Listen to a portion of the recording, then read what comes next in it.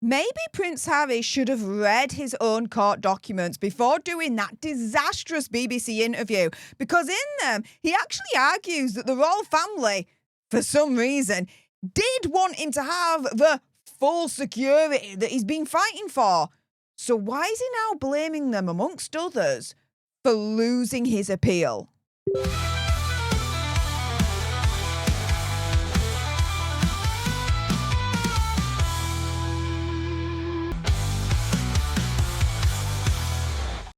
Hey up everyone, it's me, Stef The Alter Nerd, your nerdy alternative, and welcome to the Dose of the Daily Nerd, where I break down the royal news and gossip of the day that's pretty much caught me eye. And oh my goodness, yeah, let's jump into this madness, shall we? Because Prince Harry's own court documents have exposed the truth of the matter. The royals actually wanted him to have full security. Now, all props, all credit goes to Pri at Royal Delight.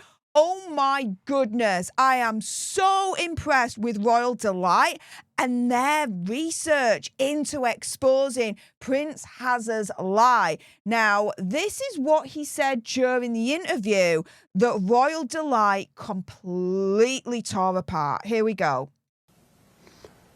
I mean,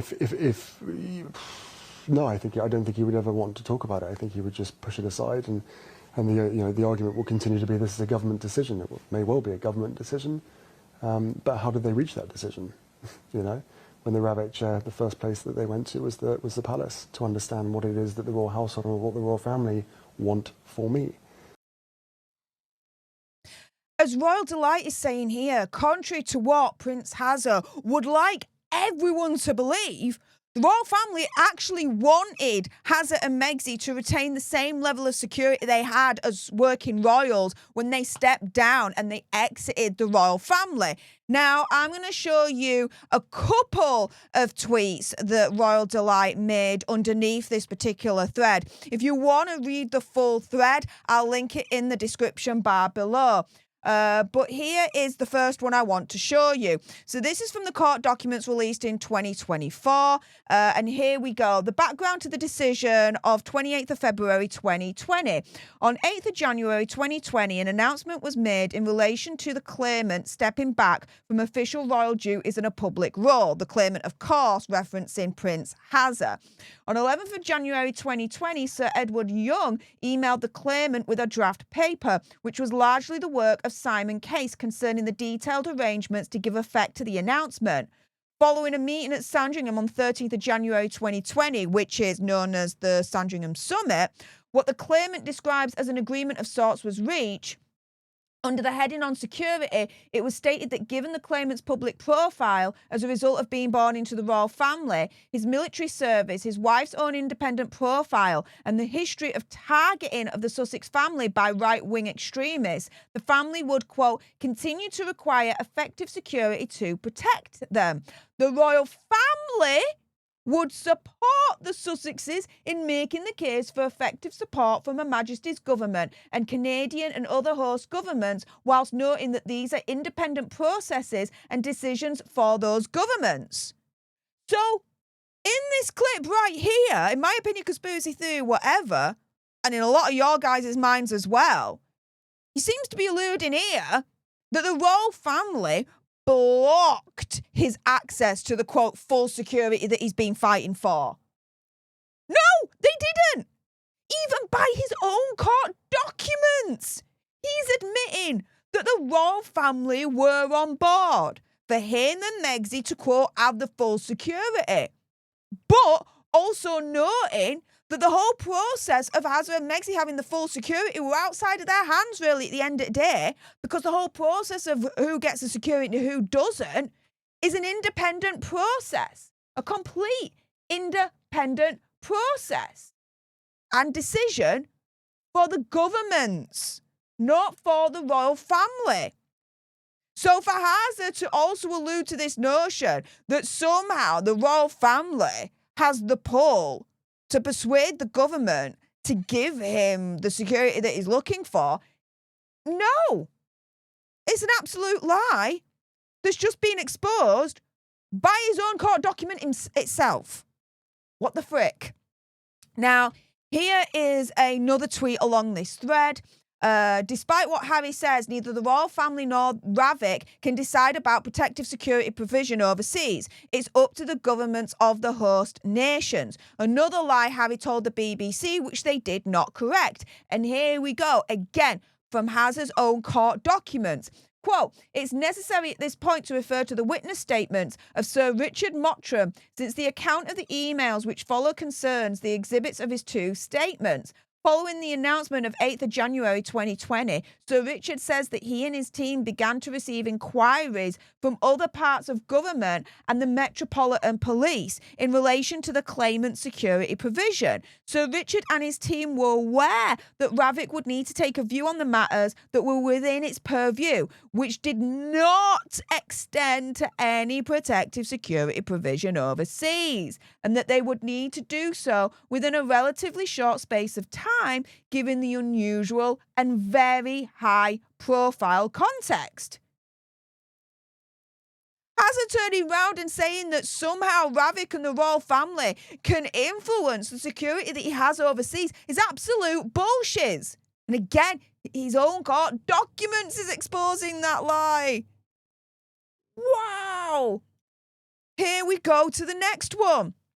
So here, Royal Delight is quoting this section of his court document saying, look, he's even admitted that the royals were happy to pay for their security personally. Here we go. Following receipt of that email, Sir Mark Sedwill spoke by telephone to Sir Richard Mottram, who then emailed, and this is a bit redacted. In the email, Sir Richard referred to the telephone conversation with Sir Mark, who said he had had detailed conversations with the Duke and Duchess of Sussex and others in the royal household, including Edward Young, about their future status and the implications for their future security arrangements. That future status was still being finalised. What followed in the email was said to be on the assumption that the couple would essentially become private citizens and would spend much of the year in Canada. Sir Mark Sedwill had told them that they should have no expectation that the present security arrangements in Great Britain would continue. So he was already warned. He was already warned that when they left, any security they had in Great Britain, don't expect to have it overseas. Just don't. Don't really expect to have it in Great Britain either. Dude was already warned. We carry on. Ravik would wish to review what was appropriate. Ravik would address any need to mitigate risks of, this bit's redacted, but not provision because they were celebrities and faced intrusive interest from the public or the press. If they had concerns regarding the latter risks, they could look to private sector provision. So this is all about private security, paying for private security. So Mark Sedwill said that he had told the Duke and Duchess, and this is redacted, but although the royal household had raised the possibility of making a contribution to the cost of provisions by the MPS when acting in support of the Duke and Duchess while they were engaged in blah, blah, blah, this had been ruled out. So here, by Hazard's own court documents, he turns around and he says, the royal family even went so far to say, do you know what? We'll help pay for your private security if needs be. We'll help pay for your private security if needs be. And what does he do? Throw it back in their face with that disastrous, monstrous BBC interview. Trying to say otherwise? What the frick? His own court documents is exposing his lies and exposing the actual truth of the matter. The royal family wanted him to have full security all along. And even if he couldn't get it via Ravik, this, that and the other, that part of the court document that I've just shown you there, thanks to Royal Delight, is turning around and saying even the royal family were floating around the idea of helping pay for some of it, at the very least, out of their own pocket. Prince Hazard is an ungrateful, vindictive SOB, I'm telling you guys. And let me show you the last little bit of this thread that I wanted to point out for you here, again by Royal Delight, saying, in December 2023, it was revealed to the court that Sir Edward Young, on behalf of Queen Elizabeth, wrote a letter to the government that the Sussex's security was of utmost importance, which directly contradicts Hazard's claim that the royals didn't care about his security whatsoever. They didn't fight for it. They didn't do anything. They didn't even try and intervene. Well, guess what? They did. They did. And for Hazard to turn round and say, oh yeah, King Charles, at the flick of a switch, can turn around and get him the full security that he wants from Ravik. It's absolute lie. Because if that was the case, then Queen Elizabeth would have done that. Instead of Queen Elizabeth getting Sir Edward Young to write on behalf of her to try and lobby the government to get Hazza and Megxi the full security that they were looking for. This is insane. And this is why I said right at the beginning, maybe Prince Hazza should have read his own court documents before doing that disastrous BBC interview last week.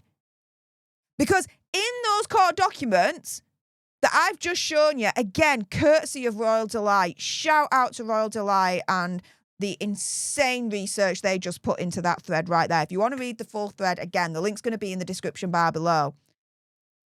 Those court documents, his own court documents that he submitted himself via his legal team, in them argues that the royal family for some reason did still want him to have the full security that he's been fighting for. So much so that Queen Elizabeth II at the time got someone to write on her behalf to the government, lobbying the government for them to still have the full security. And when that wasn't successful, they were floating around the idea of maybe the royal family helping to pay towards the private security in the first place. So the royal family did try and help. They did care. So why, all of a sudden, is he now blaming them, amongst others, for losing his appeal and not getting the security that he thinks is necessary? Bear in mind, since Megxit, Hazza and Megxi have returned to the UK numerous times, and to public knowledge, has anything untoward happened to them or been even close to happening to them whilst they've been in the UK? No. But you know what? If Prince Hazza's going to turn around and be like, you know, I don't see me bringing Megxi and the children to the UK in the future, that's fine. They can stay in freaking California. And guess what? Hazza can as well. Because if he thinks it's so freaking dangerous to visit the UK, but it's A-okay to visit places like Nigeria and Colombia that have higher crime rates, go freaking nuts, Hazza. With that being said, if you appreciated this video and you want more, believe me, of course, there's going to be more. You do not want to miss my next video. Then make sure you subscribe to join our Alter Nerd tribe. Like, share, comment down below your opinion, conspiracy theory, whatever.